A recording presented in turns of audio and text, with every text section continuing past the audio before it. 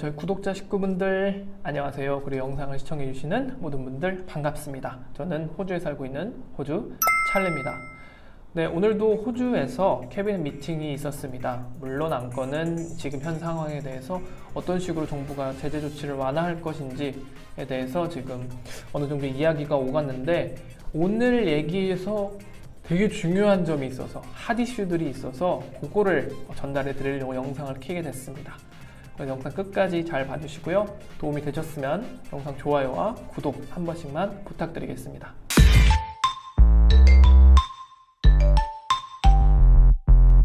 먼저 이제 모리슨 총리는 서두에 이런 얘기를 합니다. 호주에서는 지금 전염 단계가 첫 번째, 두 번째를 지나서 세 번째 커뮤니티 지역사회 단계에 도착했다라고 이야기를 해요. 그래서 지금 호주의 확진자 수를 보면은 우상향해서 지금 점점 평탄화를 그리는 곡선을 가지고 있는데, 이 3단계 중에서도 특히나 이 두 번째, 밖에서 바이러스를 가지고 들어오는 단계에는 확진자 수가 급격하게 늘어나기 때문에 이때 잘 대처를 해야 되는 게 무엇보다 중요합니다. 네, 호주 정부 자체에서는 이 두 번째 단계에서 원만하게 잘 대처를 했기 때문에 이 3단계까지 안전하게 왔다고 이야기를 하고요. 이 지역사회에서 어떻게 하면 추가 확산을 막는지가 가장 큰 이슈가 된다고 말씀드릴 수 있겠습니다. 그래서 모리슨 총리는 또한 이번에 이 지역사회에서의 전염을 막을 수가 있다면 추가적으로 완화 조치를 조금 더 할 수 있다라는 의중을 내비치면서 호주 정부가 어떤 식으로 대처를 할지가 이목이 쏠리는 와중에 두 가지 아주 핫 이슈가 터졌습니다. 첫 번째는 이제 학교에서의 소셜 디스턴싱을 아예 없애버린다라는 내용과, 두 번째, 호주 정부에서 일반 사람들은 마스크를 착용하는 것을 더 이상 권고하지 않겠다라는 이 두 가지 핫 이슈가 오늘 캐비넷 미팅에서 나오게 됩니다. 하나씩 찬찬히 살펴보면, 첫 번째, 학교 내에서의 소셜 디스턴싱이 없어졌다는 얘기는 기존의 실내에서 1.5m 그리고 4평방미터 기준이 있었어요. 근데 이 기준은 교실 내에서, 즉 학교 내에서는 없앤다는 얘기입니다. 근데 다 없애는 게 아니라 어른들을 뺀 학생들에 대해서만 이 소셜 디스턴싱을 없앤다는 얘기예요. 그러니까 여전히 그 어른들에 의한 감염에 대해서는 호주 정부도 인지를 하고 있어요. 그래서 이런 조치를 완화하게 된 배경에는 학교 내에서 학생들 간의 전염이 이루어졌다라는 보다 확실한 증거가 없기 때문에 이런 조치를 내렸다라고 이해할 수가 있겠고요. 다만 이 어른들 같은 경우에는 교사 혹은 학부모들에게 소셜 디스턴싱은 물론 추가적인 권고사항을 내리겠다라는 것이 이 방침입니다. 다음 안건으로 넘어가서는 이제 마스크를 더 이상 착용하는 것을 권고하지 않겠다라는 것이 두 번째 안건의 핵심이에요. 사실 핵심인데, 이런 얘기를 합니다. 호주 의료 총책임자 머피 교수는 오히려 질이 낮은 마스크가 사람들한테 잘못된 안전의식을 제공을 한다. 그래서 잘못 마스크를 착용을 하면 오히려 더 위험하다라는 말을 하면서 마스크를 착용하는 것이 바이러스에 대해서 나를 보호해 주는 것은 아니다라는 얘기를 해요.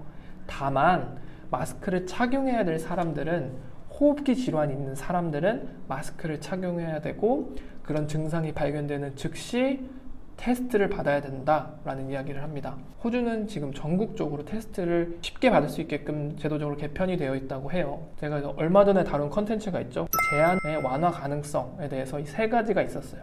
처음에는 폭넓은 수준의 테스트를 확보하는 것, 그리고 두 번째는 능동적인 수준의 감시, 그리고 세 번째는 지역사회의 기민한 대처죠. 내가 아파서 테스트를 받는 거는 어디까지나 내가 필요에 의해서 간다는 수동적인 감시라고 이제 머피 교수는 얘기를 하는데, 보다 능동적인 감시로 넘어가야 된다 혹은 발전해야 된다라고 이야기를 합니다. 그러면서 나오는 개념이 또 앱에 대해서 나와요. 요지는 이렇습니다.